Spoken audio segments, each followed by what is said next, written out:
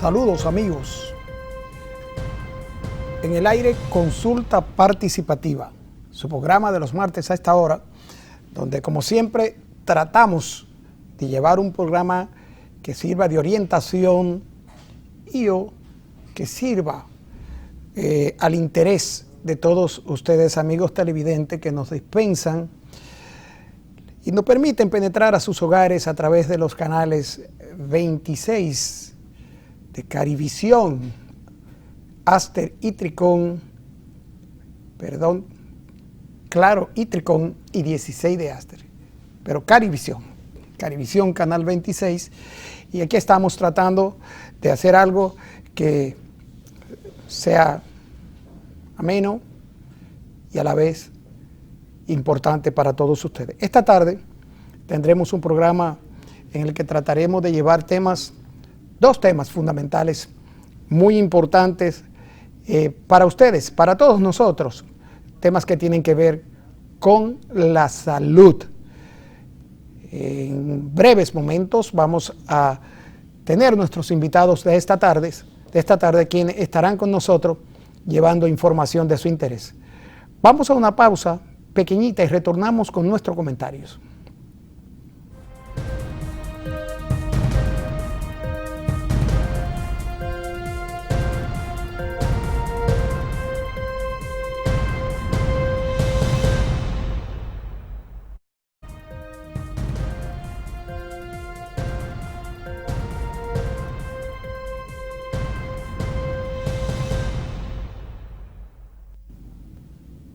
Amigos, amigas, no oculte su sonrisa. ¿Por qué ocultar su sonrisa? Si tenemos a la doctora Lourdes Sarina Opperman, quien es especialista en prótesis y rehabilitación bucal. La doctora Opperman es especialista y ofrece los servicios de ortodoncia, periodoncia, endodoncia, odontología pediátrica, estética dental, implantes dentales, coronas y puentes, cirugía bucal, en fin, todos los servicios que tienen que ver con su salud bucal y su estética bucal. La doctora Opperman labora por cita y está en la avenida Rómulo Betancourt, número 297, en la Plaza Más Delta, tercera, local 205, en Bellavista, Santo Domingo. Los teléfonos de la doctora Opperman, 809-533-2000 y 809-846-0532. Les recuerdo, 809-533-2000 y 809-846-0582. No oculte más su sonrisa. Llame a la doctora Opperman, que trabaja por cita y estás loca, dispuesta a ponerle bella y sana su boca. Bien amigos, iniciando nuestros comentarios de hoy, tenemos que primeramente saludar la decisión del honorable señor presidente de la República, que declaró en estado de emergencia a 8 provincias de la República Dominicana que han sido severamente afectadas por las lluvias fuera de temporadas, lluvias atípicas, producto del fenómeno La Niña. Puerto Plata, La Vega han sido muy golpeadas. Esperamos que estas medidas del señor presidente de la República, y quien está ejecutando el Ministerio de Obras Públicas, juntamente con otras instituciones del Estado que por orden del primer mandatario de la Nación se han sumado a esta tarea de auxilio, reconstrucción, alimentación, reparación de puentes averiados, carreteras, cañadas, invernales, en fin, se está haciendo una tarea titánica a fin de que los municipios, los habitantes de estas provincias que el señor presidente ha declarado en estado de emergencia, sufran lo menos posible. Enhorabuena, saludamos, reitero, las medidas dispuestas por el honorable señor presidente de la República en beneficio de dominicanos que requieren una vez más de su auxilio y decisión. Asimismo, el presidente de la República, según el ministro Montalvo, ha dispuesto que los funcionarios públicos que al 30 del mes de noviembre, o sea, de este mes, dentro de exactamente 15 días, no hayan declarado y o hecho su declaración jurada de bienes, pueden considerarse cesantes. Una medida esta que el pueblo dominicano y la sociedad dominicana aplaude, no por el hecho de que se trate de frenar ningún tipo de acto de corrupción o que se esté cometiendo un acto de corrupción por no presentar su declaración jurada de bienes, sino que esto es lo que manda la ley. Y como lo manda la ley, todos los dominicanos nos sentimos tranquilos con que el presidente haga cumplir la ley. Enhorabuena una vez más, señor presidente. Esas son las acciones que este pueblo, nosotros los dominicanos, esperamos y le aplaudimos. Por otro lado, según informe de la Policía Nacional, la jipeta de la defensora del pueblo, doña Zoila Martínez Guante, fue ubicada, rescatada en Cabo Haitiano. Repito, como lo decía la semana pasada, que damos gracias al Divino, porque doña Zoila, nuestra estimada doña Zoila Martínez Guante, salió ilesa de un atentado que bien pudo tenernos hoy de luto, porque pudo haberle costado la vida. Quiero referirme a un detalle de la información. La información da cuenta de una banda que se dedica a robar vehículos, trasladarlos a Haití para allí deshuesarlos o venderlos.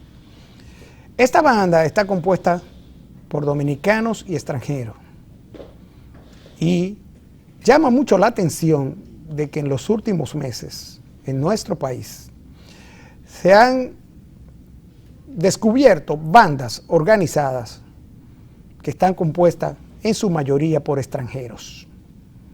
No voy a mencionar nacionalidad, pero sí debo decir lo siguiente. Los dominicanos nos constituimos por ser hospitalarios, amigos, hermanos, solidarios con nuestros vecinos principalmente y con todos nuestros hermanos de América Latina y el mundo.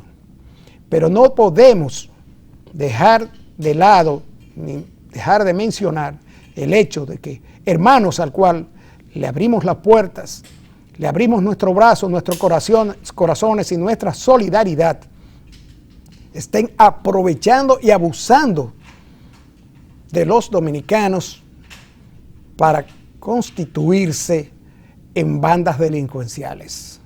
A propósito de eso, el recién electo presidente de los Estados Unidos, el señor Donald Trump, dijo públicamente que deportaría, como una de sus primeras medidas, iniciaría la deportación de 3 millones y pico de delincuentes y o de personas que hayan cometido en su país actos delictivos.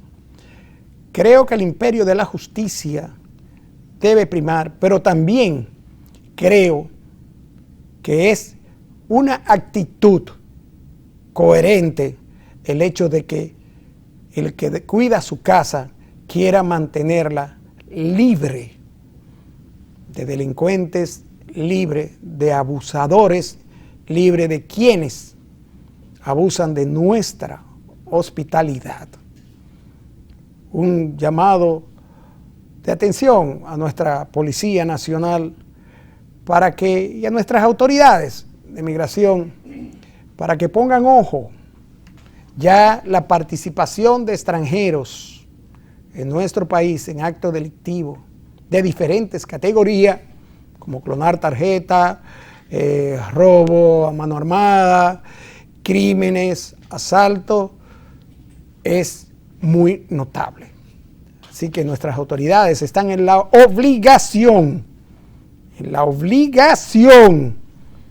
de tomar cartas en este asunto y poner los correctivos de lugar para que estas situaciones y estos hermanos que recibimos con los brazos abiertos en el país no se constituyan en una amenaza y en un mal delincuencial en nuestro país.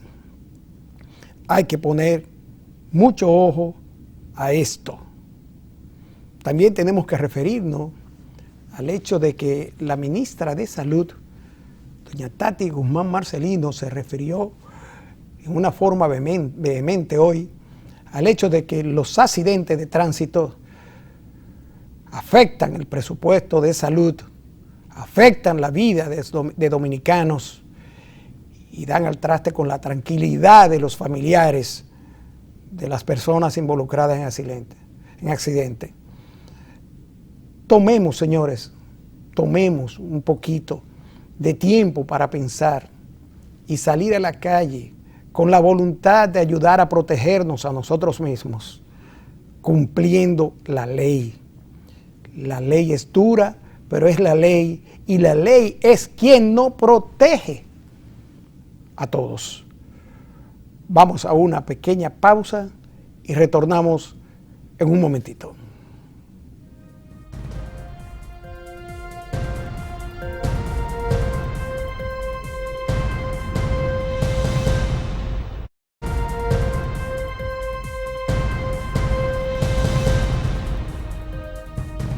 Bien, señores, dentro de nuestros comentarios queríamos tocar brevemente el asunto de que en las clínicas privadas de este país se va a dejar de ofrecer el servicio de televisión por cable a los pacientes y los acompañantes por el hecho de que oficinas y compañías le están cobrando y quieren cobrarle a las clínicas derecho de autor por los programas y o música que retransmiten. Lo primero es que la medida en nada afectaría a las clínicas, porque a la final la misma Asociación de Clínicas Privadas dice que de esto materializarse le cobraría a los pacientes un costo diario por el uso de la televisión. No entiendo cómo es que si usted tiene un contrato de cable para usted ofrecerlo a sus pacientes o verlo en su casa, pueda nadie ir a tocar la puerta a un negocio, a una clínica, a tu hogar, para decirte que estás oyendo a través del cable, que tiene muchos, hasta 50 canales de música, cobrarte por la música que tú estás escuchando en tu casa o en tu negocio o que están escuchando en un momento dado los pacientes. No entiendo realmente cuál es la actitud, cuál es sustentado en qué ley.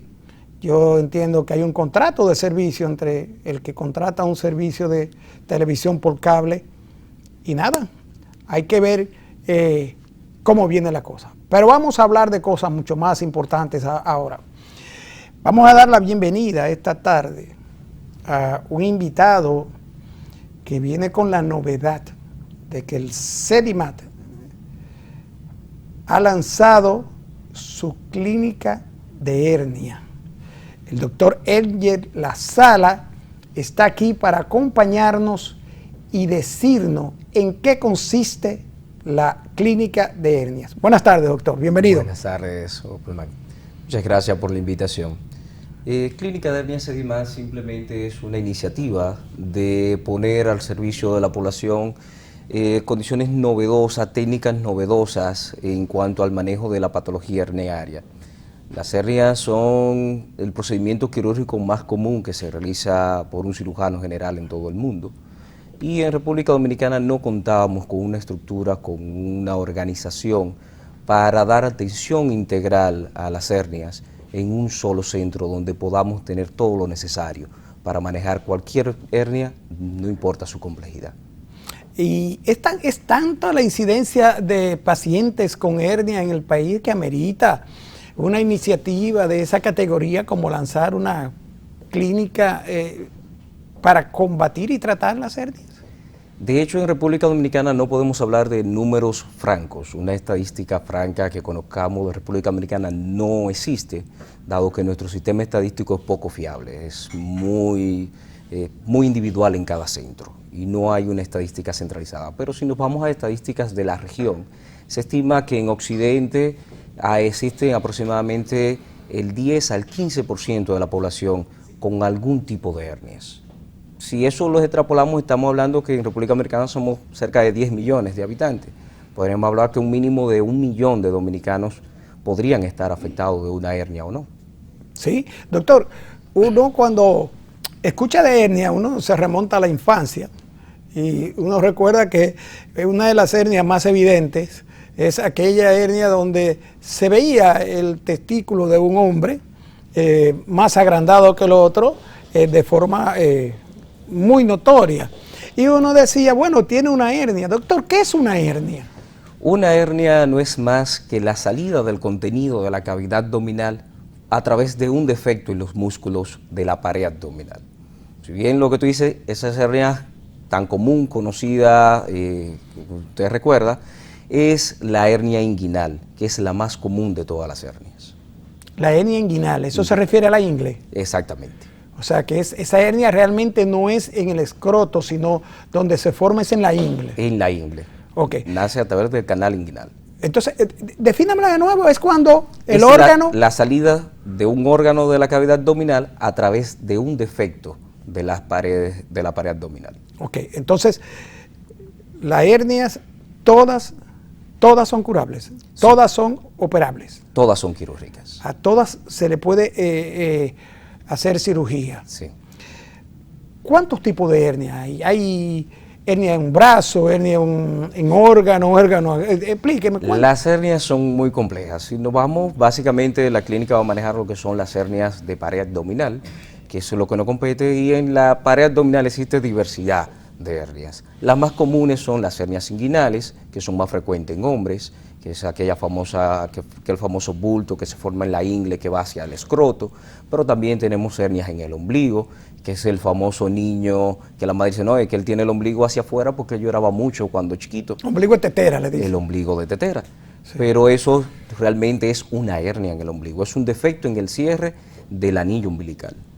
O sea, el ombligo de tetera, o sea, que niños ya pueden nacer o se le pueden formar hernias en el proceso desde el nacimiento y durante todo su desarrollo. De hecho, la mayoría de las hernias son congénitas, en su mayoría.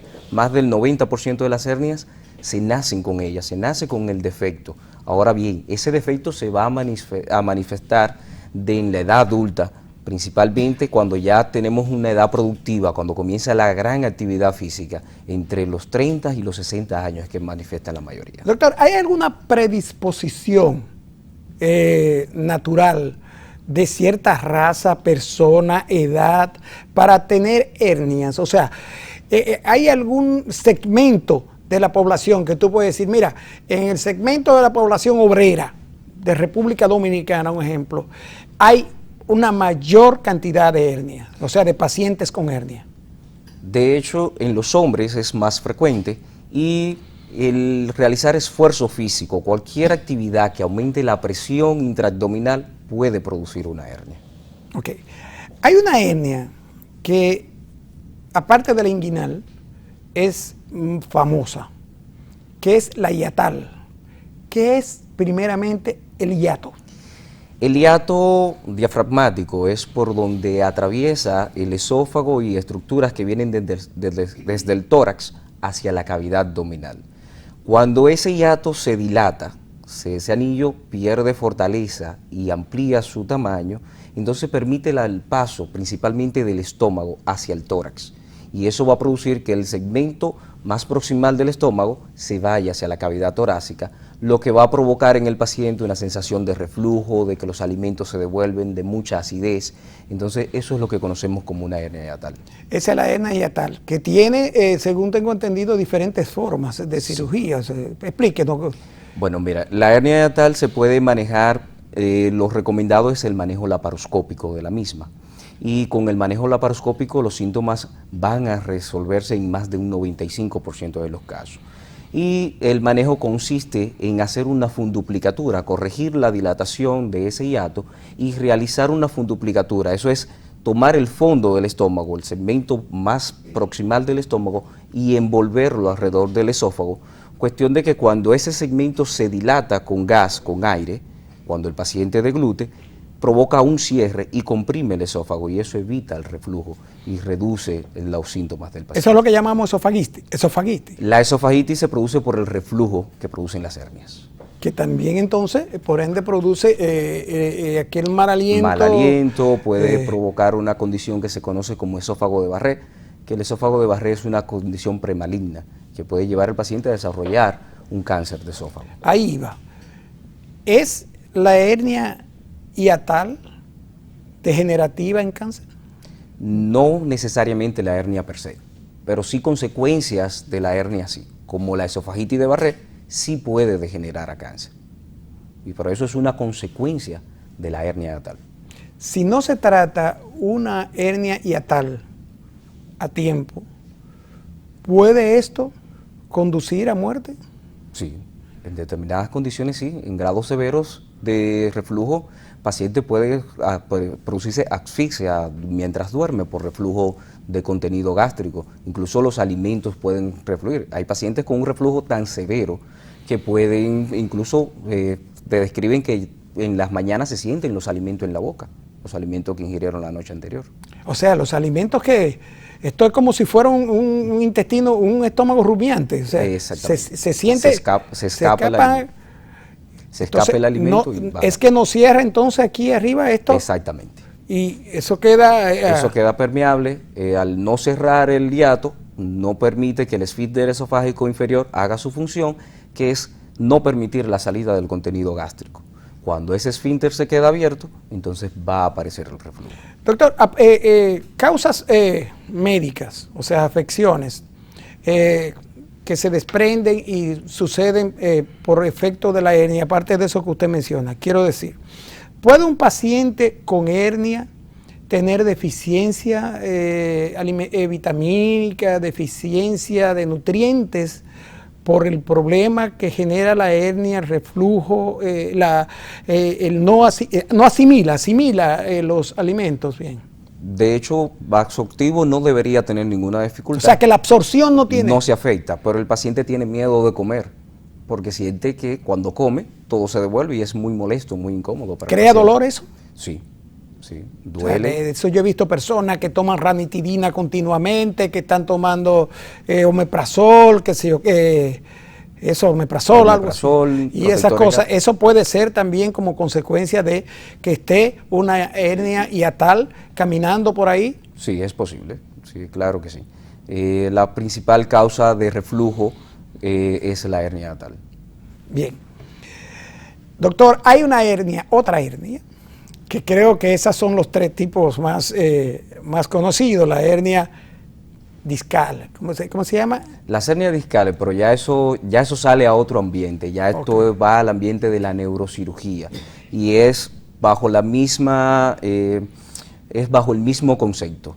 El disco vertebral, que son unos cojines que hay entre vértebras para amortiguarla, ese disco pierde consistencia, se escapa de su lugar y comprime los nervios raquídeos y eso causa mucho dolor. Pero ya eso es más neurocirugía. Sí, pero doctor, espérese, no me lo diga tan rápido que es neurocirugía, porque aquí usted va a un gimnasio cualquiera y usted ve, yo estuve observando a un instructor los otros días en un grupo, presionándole la espalda a uno de sus que estaba instruyendo en los ejercicios, y lo oí, y lo escuché que él dijo que ese muchacho tiene una hernia en la columna, ese muchacho va a haber que tratarlo, darle los masajes y eso. Esas hernias discales que entiendo yo que son sumamente peligrosas, porque creo que puede inclusive una cirugía en hernia discal crear invalidez y esas cosas.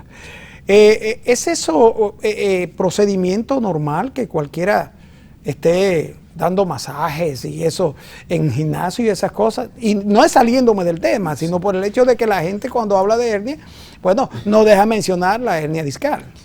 De hecho, sí, las hernias discales no es prudente que cualquier persona esté manipulando a un paciente que ya es conocido por tener una patología discal. Eso debe ser tratado por un neurocirujano y un neurocirujano entrenado en el manejo de esa patología. O sea, que eso no es como cualquiera, de que ven, déjame apretarte esta tuerca de la goma. Eso de irse, de que va a dar un masajito por el dolor de espalda, no es prudente. No. Doctor, me parece muy bien esa iniciativa de Sedimat con el asunto de las hernias, de la clínica de la hernia, porque ciertamente antes era hasta una afrenta. No veía a la gente que tenía como un salido, un lugar, como ya mencionaba el caso de los hombres y eso. Y esta clínica viene pues a dar un respiro, ¿no? A un auxilio positivo de salud en ese sentido. Pero usted es cirujano general, laparoscopista y cirujano bariátrico. Así es. Y después de la pausa vamos a entrar en esa materia un poquito. Retornamos.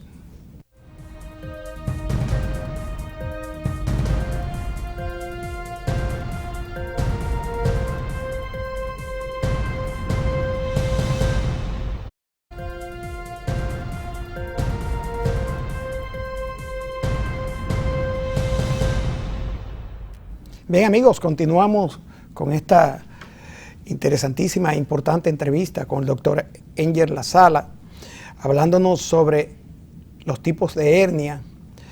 Y ahora entraremos en otra materia que también es especialidad del doctor, pero antes recordarles a ustedes que no tienen por qué ocultar su sonrisa. Ya no hay por qué ocultar su sonrisa. Tenemos ahí a la doctora Lourdes Hopperman, quien es especialista en prótesis y rehabilitación bucal, pero que también ofrece los servicios de ortodoncia, periodoncia, endodoncia, odontología pediátrica, estética dental, implantes dentales, coronas y puentes, cirugía bucal, en fin, todo lo que tiene que ver con la salud y la estética bucal. La doctora Hopperman trabaja por cita, está en la avenida Rómulo Betancourt, 297 en la Plaza Madelta Tercera, local 205 en Bellavista, y tiene el teléfono 809-533-2000 y 809-846-0582. Recuerde, la doctora Hopperman trabaja exclusivamente por cita. Doctor, usted es laparoscopista, cirujano general, y también tiene la especialidad en una de las cirugías que lleva, yo he visto mucha gente feliz, doctor. Me llama mucho la atención su juventud, porque esas especialidades son especialidades, antes eran especialidades reservadas ya a personas, científicos, a médicos que uno veía. No, él es especialista, es cirujano en esto. Primeramente, doctor, la bariátrica. ¿Qué es una cirugía bariátrica? Cirugía bariátrica son procedimientos quirúrgicos que están orientados a ayudar al paciente con trastornos de peso a recuperar su peso, a perder peso. Trastorno de peso.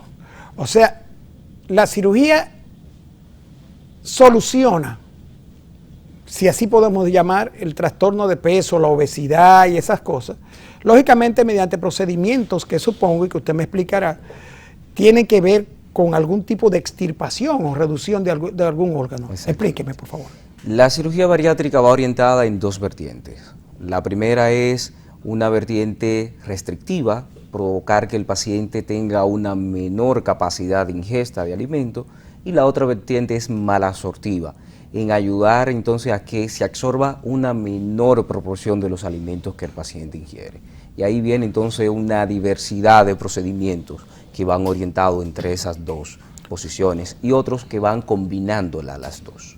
Bien, doctor, dentro de la cirugía bariátrica tengo entendido que hay varios procedimientos o que se dividen específicamente en unos procedimientos, que hay varios tipos. ¿Cuáles son los tipos de procedimientos de que se efectúan dentro de lo que es la cirugía bariátrica? El procedimiento más común que se efectúa dentro de cirugía bariátrica es la famosa manga gástrica, la gastrectomía en manga. Esto es hacer una resección vertical del estómago y darle una forma tubular que le permite una capacidad reducida de más o menos unas 3 a 4 onzas, cuando el estómago normal de una persona promedio tiene una capacidad de 2 litros. Entonces estamos reduciendo considerablemente la capacidad de ingesta del paciente. Hacer esta resección va a provocar también que se vaya a un segmento del estómago donde se encuentran unas células que producen una hormona llamada grelina, que es la que le indica al cerebro cuál es el momento en el que debemos ingerir alimento. Por lo tanto, por un periodo después de esa cirugía, el paciente pierde esa conexión que le indica que tiene hambre y que debe comer. Por lo tanto, el paciente con una manga gástrica es un paciente que no siente la ansiedad o el deseo de comer inmediatamente. Puede sentir el deseo emocional de la comida, pero no la necesidad fisiológica. O sea, el olor, los atractivos que tiene, la visión, la comida, ¿cómo se siente? ¿Cómo supera el paciente esto? Bueno, ya esa es la parte que los cirujanos bariátricos llamamos. Podemos operar el cuerpo, podemos operar el estómago, pero no podemos operarle la mente al paciente. Y ahí viene un proceso antes de llegar a una cirugía bariátrica. El paciente debe pasar por una consulta psiquiátrica en donde él debe... ¿Previo o post? Previo y post también. Pero previo, el paciente debe asumir que tiene un problema, que su problema con los alimentos, que su sobrepeso, y que la cirugía lo va a ayudar a solucionar ese problema. Que la cirugía no es la herramienta total que va a resolver su obesidad, sino es una herramienta más dentro de tantas cosas que él va a tener que hacer para perder el peso. O sea que realmente si vemos la cirugía bariátrica, no solamente debemos verla como... Porque hay personas que la ven como una herramienta para estética, para no lucir la barriga, para qué sé yo cuánto. Es un asunto de salud. De salud, exactamente. Dentro de todo lo que podamos atribuirle a la cirugía bariátrica, los efectos menos importantes que ofrece cirugía bariátrica es la parte estética. Un paciente de 300 libras, de 400 libras, es un paciente que no lleva un estilo de vida adecuado, no va a poder tener calidad de vida. Es un paciente que vive con problemas articulares, que tiene problemas cardíacos, que tiene problemas de hipertensión, un paciente que tiene resistencia a insulina y por ende desarrolla diabetes. Entonces, es un paciente lleno de múltiples enfermedades que van relacionadas con el peso del paciente. Y al perder el peso, entonces esas enfermedades, esas comorbilidades que el paciente tiene, van a ir desapareciendo, van a irse disminuyendo y por ende la calidad de vida del enfermo va a mejorar considerablemente. Doctor, la banda gástrica, según tengo entendido, dicen, corrígeme si estoy equivocado dentro de mi ignorancia, el estómago es un músculo, ¿no? Sí. Que tiende a crecer o expandirse nueva vez. No, después de una cirugía bariátrica la capacidad, el estómago puede ampliarse después de una manga, que es la más común. Después de una manga gástrica puede ampliar su capacidad, pero jamás va a llegar a la capacidad que tenía antes. Ahora bien, el paciente sí puede aprender mecanismos para tolerar mejor los alimentos y puede volver a ganar peso si es indisciplinado. Si el paciente comienza con una indisciplina, al principio va a comerse un pedacito de la pizza, sí, pero poco a poco el paciente se va a comer la pizza entera. Entonces, esta banda gástrica es la que llamamos la gastroplatía vertical. La gastroplastía vertical es otra cosa, es que son muy complejos los Entonces explíqueme eso, porque me llamó mucho la atención el asunto de la gastroplastía vertical. La gastroplastía vertical era un procedimiento que dejó de utilizarse. Fue un proceso que comenzó donde se hacía una especie de manga, se hacía un grapado longitudinal en el estómago sin seccionarlo, simplemente se sellaba y se colocaba. Como usted ponerle un zipper, exactamente, un reductor, pero dejando el órgano completo. Y se colocaba un anillo en la unión gastroesofágica para disminuir la capacidad del estómago. Pero ese procedimiento falló mucho y dejó de utilizarse hace muchos años, ya no es muy popular. Doctor, el globo. El balón gástrico. El balón gástrico. El balón gástrico para los cirujanos bariátricos siempre ha sido un punto de controversia. ¿Por qué, porque doctor? se comenzó a emplear, lamentablemente, en situaciones en donde no estaba indicado. Explíqueme eso, doctor. El balón fue indicado, fue diseñado para ayudar a pacientes con exceso muy obesos, con pacientes súper obesos, a reducir peso para mejorar su condición, para luego realizarle una cirugía bariátrica. O sea, que no se creó como un método definitivo. Exactamente. Eso era un método transitorio.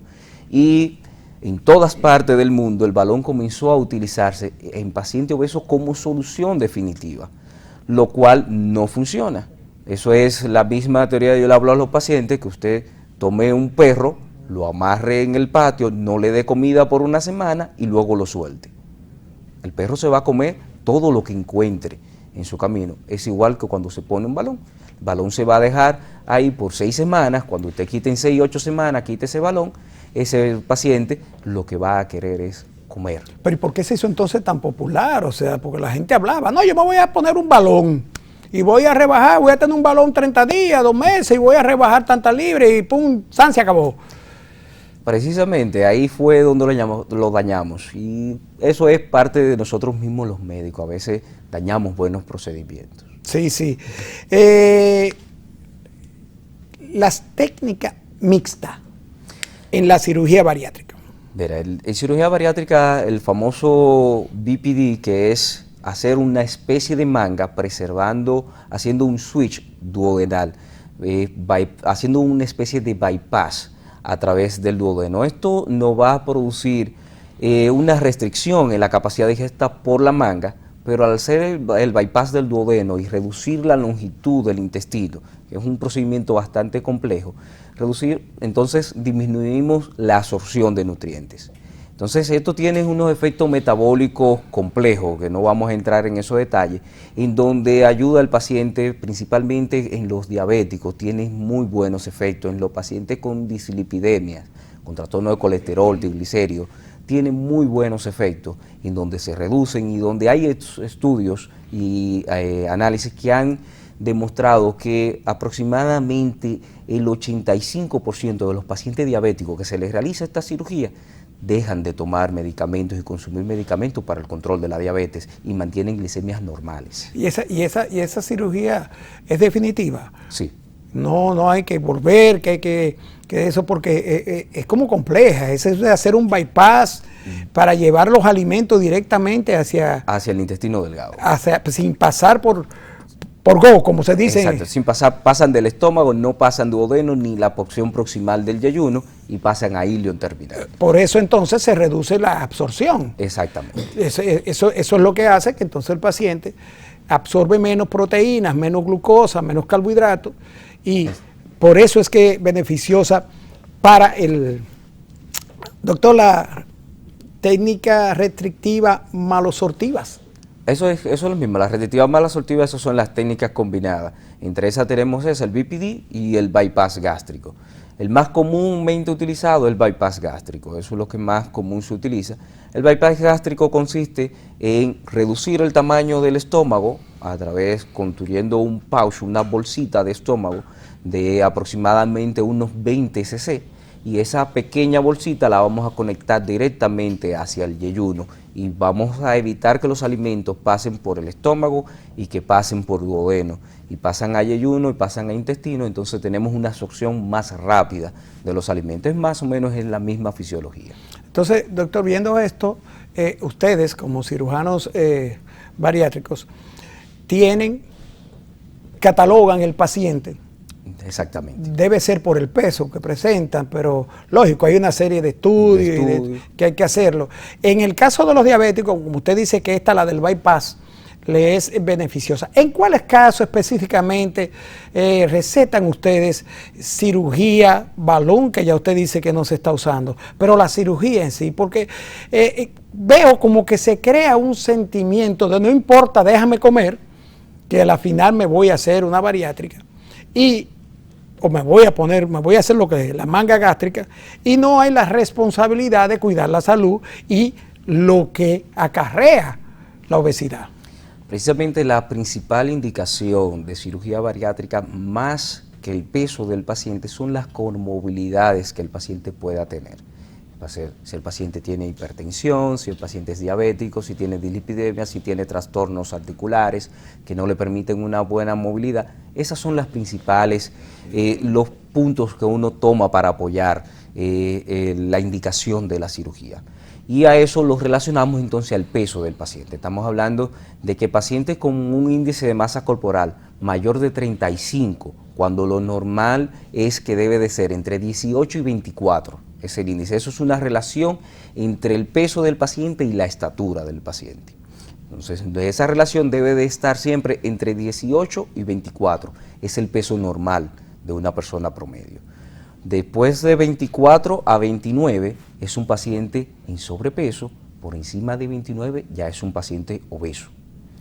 O sea, un paciente, yo tengo 5'7", 5'8" de estatura. Mi peso ideal se supone que es 160 libras.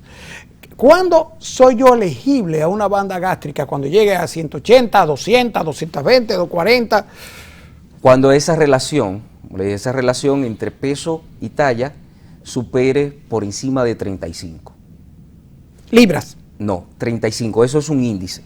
Se maneja en metros cuadrados por kilogramos de peso. Cuando ese índice supera, es un cálculo que realizamos en la consulta, y cuando ese índice supera a 35, entonces ya el paciente amerita procedimientos quirúrgicos para perder su peso. Porque estadísticas de Estados Unidos hablan que pacientes con un índice corporal mayor de 40 no es capaz de volver a peso normal y mantenerlo por un año con dieta y ejercicio. No es posible. No es posible. Eso es lo que hablan las estadísticas. Obviamente, para toda regla existen excepciones. Vamos a conocer personas que me van a decir, doctor, pero yo pesaba, qué sé yo, cuántas libras y bajé y ahora estoy normal. Y me he mantenido mi peso de hace 6 o 7 años. Existen excepciones. Pero la regla dice que pacientes con más de 40 de índice no logran perder el peso y mantenerlo. Doctor, índice de riesgo y de mortalidad en cada uno de los procedimientos y las diferentes formas de cirugía bariátrica. Mira, en global la cirugía bariátrica, la morbilidad, que son las complicaciones que puedan suceder de la cirugía, son bastante reducidas. Estamos hablando de complicaciones menos de un 2% de los casos. Mortalidad menos de un 0.5%, siempre y cuando, repetemos la regla de juego, siempre y cuando el paciente se lleve con las condiciones adecuadas y si el procedimiento se realice en un centro con las condiciones adecuadas para realizar el procedimiento. Pero las estadísticas oficiales hablan de que 2% de morbilidad, 0.5% de mortalidad. O sea que es muy reducido. Entonces, lo que veo es que a pesar de que las cirugías bariátricas tienen sus efectos nocivos, como es el asunto de la pérdida de vitaminas, háblame de eso. ¿Qué pierde un intervenido con una cirugía bariátrica?